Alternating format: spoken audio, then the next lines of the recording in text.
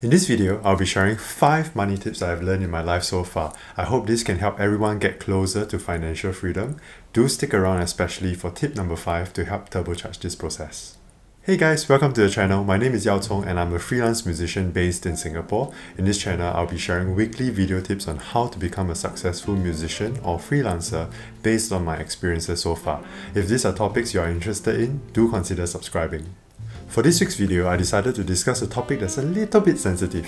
Not many people like to talk about money and it's usually considered taboo or even rude to discuss this.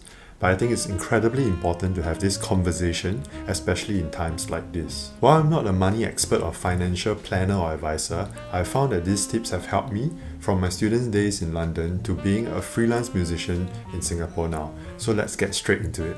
The first tip is to track our expenses. I know this is something that most of us think that we already know roughly, but until you start tracking your expenses, I dare say that the majority of us do not know how much we spend on most things and will be shocked by how far off our estimations are. When I was a student in London, I was super crazy about tracking my expenses. I would literally track things down to the cents, and at the end of each day, I would list everything I spent onto a program on my computer. Now, before you all turn this video off, I do know how unrealistic this is, and while I was very proud to have done this as a student and do encourage you to try it if you can, I also know how time consuming that was, and you don't have to be as extreme as I was back then. These days, I usually spend everything I can on card, and most of my cash is used to spend on food. That helps a lot with tracking because all I need to do is to go through my credit card bills and saving accounts once a month. So why is this important? Without tracking our expenses, there's no way to have an accurate picture of our spending habits. Like I said earlier, most of us have only a vague idea of where our money goes every month. All we need to do is have a look around us and see the things that we have bought.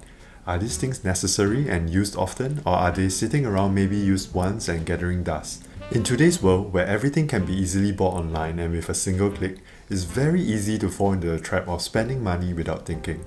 After all, we no longer even see the physical money in most cases.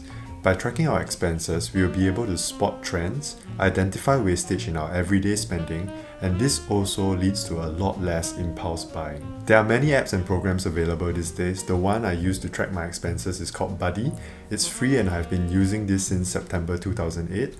I will leave a link below for you guys to check it out if you are interested. Though it doesn't look very polished, it's super straightforward and intuitive to use, and it's easy to set up accounts and budget categories and start tracking these things immediately. For example, I can see all the different expense categories I spent on last year. I can then figure out if I'm spending too much in anything or whether I need to make adjustments if my spending habits are not helping me achieve my financial goals. For freelancers and people with multiple income streams, this also allows us to track our different income sources, and it gives us a clearer picture of how much we earn from each source. At the end of the year, we can reflect and figure out if the time spent on each income stream justifies the amount we earn from it. I think this is super important in creating efficiencies in our time. I shared more about how we can create a portfolio career efficiently in an earlier video, so do check that out if you have not. And moving on to tip number 2, which is build an emergency fund. I can't stress this enough, especially as we go through these crazy times. One of the reasons I decided to talk about this topic was because of a newspaper article I saw on the Straits Times last week. I'll leave the link in the description below. Which is slightly surprising because I always assumed that Singaporeans in general are saving enough as we have one of the highest gross saving rates in the world. Maybe it's because of the small sample size of 1,000 people, but in any case, I think it's a good reminder to talk about this. So what is an emergency fund? An emergency fund is essentially a sum of money to be used, as the name suggests, only in an emergency. This is effectively a gift to yourself or family when things don't go the way we expect it to. This is not money to be used for your next holiday or big ticket expense. If you have followed the first tip, you will now have a good idea on how much you need every month to survive. Our aim is to build up an emergency fund to cover at least 6 months of our expenses. That way, even if we were to lose our entire monthly income for any reason, we will still be able to survive and react to the surprises that life throws at us from time to time. The only people I think who can possibly get away with less than 6 months of expenses are if you work in the public sector where it's unlikely to get retrenched. In fact, for most freelancers or self-employed professionals, I think it's incredibly important to have an emergency fund that can last us for at least a year or two. This would ensure that even when things do go bad, like during these times when our entire industry is stopped and we have no clear picture on when things can restart, we will be able to survive and resume our work when the time comes. Just to be clear, the emergency fund should be kept in either a high interest savings account or something similar which is easily accessible and you won't be penalized in any way for accessing this money. It should not be held in investments or insurance in my opinion. While some investments might be quite liquid, holding your emergency fund in investments might force you to sell at the wrong time potentially and make the situation worse. And for insurance, even if you do qualify for a payout, do note that it will take a while to process usually and you might need the money very urgently. Which brings us nicely to tip number 3. Make sure you are adequately insured. I think this is one of those things that sometimes people shut up the moment they hear the words insurance. I don't know if it's because of the overselling in the industry, maybe some bad experiences at MRT stations or shopping malls, or maybe thinking insurance is way too complicated or that I'm young and healthy, and that insurance is for old people and babies. And perhaps I'll get it later in my life. I'm no financial planner or insurance agent, but I think these misconceptions are dangerous, and without proper insurance, we run the risk of financial difficulty should any unexpected situation happen in our lives. Once we start working, it's important to start looking at insurance as a hedge. Money to be spent, often with no returns, to give us a peace of mind. Here are some of the basic insurance cover we should all seek. Number 1, health insurance. This usually covers hospitalization and other associated medical costs, which can really grow exponentially otherwise. Singaporeans and PRs are covered minimally with MediShield Life, and we can consider getting an integrated shield plan to upgrade this cover. The second insurance is critical illness insurance. While health insurance can cover most of the medical treatment and hospitalization bills, sometimes this might not be enough. That's where the CI insurance comes in, and we get a lump sum payout should we suffer from any of the listed critical illnesses. The third one is disability income or total permanent disability insurance. This protects us should we ever suffer any sort of disability, especially if we are no longer able to work because of this. And lastly, the fourth one, life insurance. This is the one that we think about when we think of insurance usually. Money left behind for our loved ones should anything happen to us. Even if you're someone without any dependents, this is oftentimes necessary too should we have any final expenses or debts to pay off. For me personally, I usually go for term insurance because it's the cheapest, and I do not like mixing insurance and investment products together. I think it's important to get educated in this and to also seek out a good agent for professional advice. And on to tip number 4, which is use credit cards wisely. Credit cards are incredibly powerful tools. You can use it to pay for meals, purchase books, Lego, or big purchase items like laptops and phones, and all the while earning cashbacks and points. I know this is a contentious issue. Some people love credit cards for all the rewards we can potentially earn, whereas others think it is the worst thing they ever created and we should avoid all credit. My rule for credit cards is very simple, and I follow this strictly. I keep a maximum of 2 to 3 cards and never buy something I cannot afford, and I pay off all my bills on time.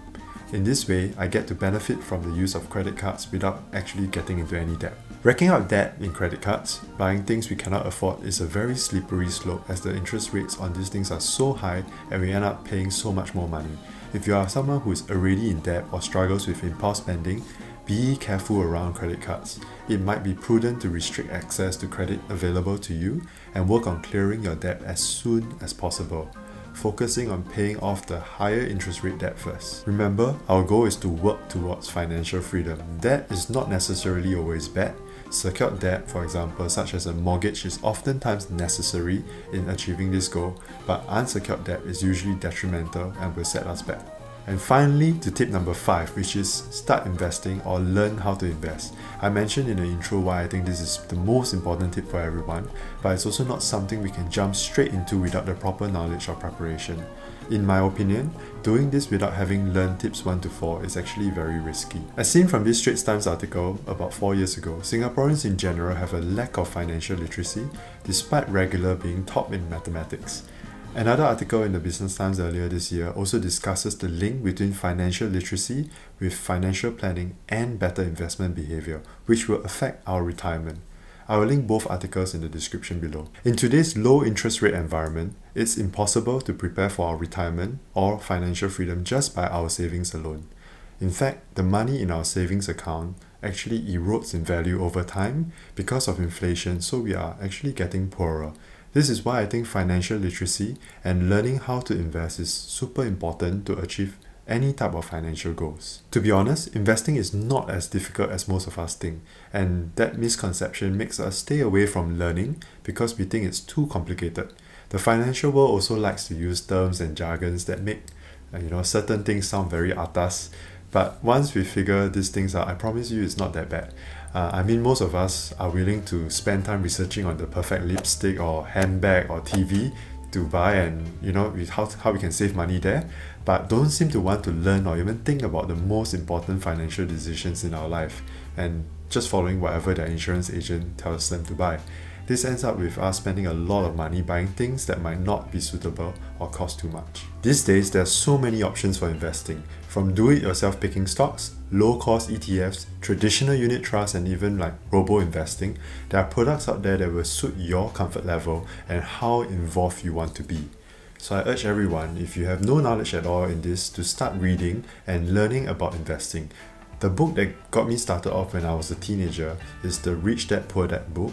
I think it's a great beginner book to get you interested in personal finance, and I highly recommend it. Link to the book will be shared below as well. And those are the 5 money tips that I've learned so far.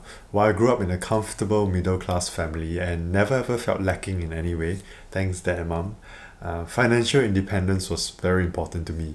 My parents impressed on me the concept of saving for a rainy day from a very young age, and I made a pact with myself to be self-reliant after enlisting for national service. So I've only broken that rule once when my dad helped me with purchasing my tuba in my second year of uni. I hope this video has helped in giving you some insights with money. This was difficult and took longer than expected, and I was slightly uncomfortable talking about this as I don't consider myself a money expert in any way. I think it's important to be honest with ourselves, do our own research, and while it can be overwhelming with all the different options and opinions out there, we have to press on, because if not, we will be too busy working for money instead of making money work for you. Thank you so much for watching. If you felt this video was helpful, do remember to leave a like, and I'll see you next time.